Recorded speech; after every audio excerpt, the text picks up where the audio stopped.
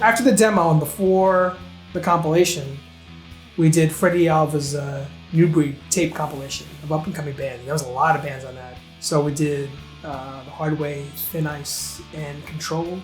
Bill saw us at a show and was starting Blackout Records. It was going to be Where the Wild Things Are. So he asked us to be on it. And of course we jumped at the chance. This is great. I think Bill really loved The Hard Way. I think Bill was the one that said, I'm going to put it on the compilation. I still remember doing the printouts we did for the lyrics in the comp. I had some fucked up fucking goth font that I was on the shitty dot matrix printer I was so proud of, including the wrong lyrics and the misspellings. Yeah. I got this. I'll lay this shit out. I got a computer. Where the Wild Things Are did really well, and I guess his next step, now that Blackout was a thing, was he was going to do some bands. He didn't really give us the whole record exec talk. He was like, hey man, this is homegrown, this is organic. You already have seen what I could do with the compilation. Signing to a record label to us was kind of like, yeah, sure, it sounds great. Yeah, we used to call him Dollar Bill Wilson. That's all I had. We'd go to shows and he was like our manager or something at the time and stuff. I'd be like, dude, can we get money for food? And he'd be like, I got $1. He was awesome. I mean, he really, did a lot for the scene, and he really helped us out a lot too. I never really wanted to be in a band. I love drawing, and I drew a bunch of t-shirts for my friends' bands. I drew the Sheer Terror Bulldog. I drew the Killing Time, the Raw Deal Dealer shirt. I did the breakdown, King Kong skinhead moshing. I was trying to do my best Sean Taggart, impersonation. But because although I was in school and college, I actually wanted to be a graphic designer. I'm talking to Drago, and I'm talking to Carl, and I said, what should I do? And basically it was just put out a fucking record and do the cover yourself. I'm like, okay. And then I just started asking all of my friends who happened to be in relatively popular bands or friends with some of these bands. I hung out with the guys from Lifesplit. They were the first people to welcome me into the scene. And then, obviously Breakdown and, Killing Time, who just kind of split off from Breakdown, were like, sure, we'll give you a track. Killing Time, friends with the Biscuits, so they gave me the cover song. I met Outburst through Anthony from Killing Time.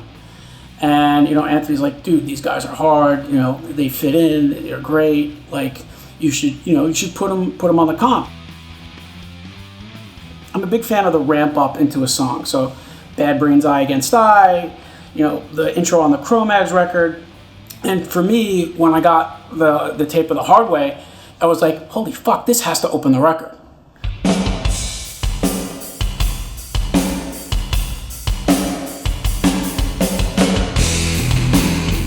I wanted to start a label that was unapologetically maybe angrier. I wanted to have different ideas on the label. I wanted to have diversity. I didn't just want to have kind of cookie cutter meathead shit over and over again. If I was gonna do a label, which I had decided to do after the comp because it was so successful, I was like, of course I should be doing an Outburst record.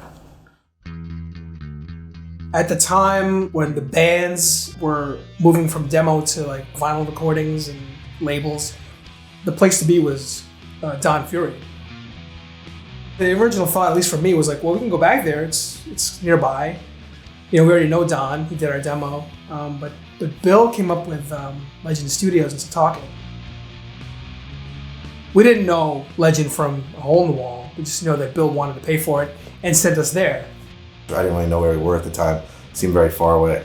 We just hopped on the LIE and went east. One of my favorite records at the time was Rest in Peace's My Rage. It was recorded at Legend, so I had to send Outburst there. We were excited because it was really the first time we were going to be with a professional engineer and recording producer. I think back now it was an 8-track studio with in some guy's basement essentially. But at the time, I was like, oh, this is the studio in Long Island. Just having a board there and having microphones in a separate room and and even a homemade isolation booth was crazy professional. All I really remember is he just loved this Van Halen reverse reverb echo snare, which now I listen to the recording and it drives me crazy. There's something so late 80s about the production quality on that. There's like Stranger Things should just do it for next season, you know? I remember making the record, and I remember thinking like, being like Jim Morrison kind of thing, and being like, you know, this has to be the best thing I ever do in my fucking life kind of stuff. You know, I have to scream as loud as I can and stuff. And I just wanted to do that. I didn't want to do that for anybody else except for these guys. I ripped it apart so bad. He can tell you I was fucking throwing up. Not for nothing, like, it's the first time you go and do like multi-track recording and you're trying to play along for a band that played by feel. We put it this way, we're a lot tighter today than we were then. So everybody on the scene, you know, our friends belong to kind of, I wouldn't say cliques, but there was a certain, like the alleyway wore a certain, you know, they had necklaces and tattoos, and the youth crew guys all wore like varsity jackets, and you know, so there was definitely a fashion sense to like the way you wanted to look or portray yourself on your record cover. We never took ourselves too seriously, so BJ Pappas, who was the photographer, thought it would be cool to have New York City behind us in the backdrop, but basically it didn't work out. It was a hazy day. She took us to a pier in like Brooklyn that was kind of falling into the water, so we were kind of like iffy about that.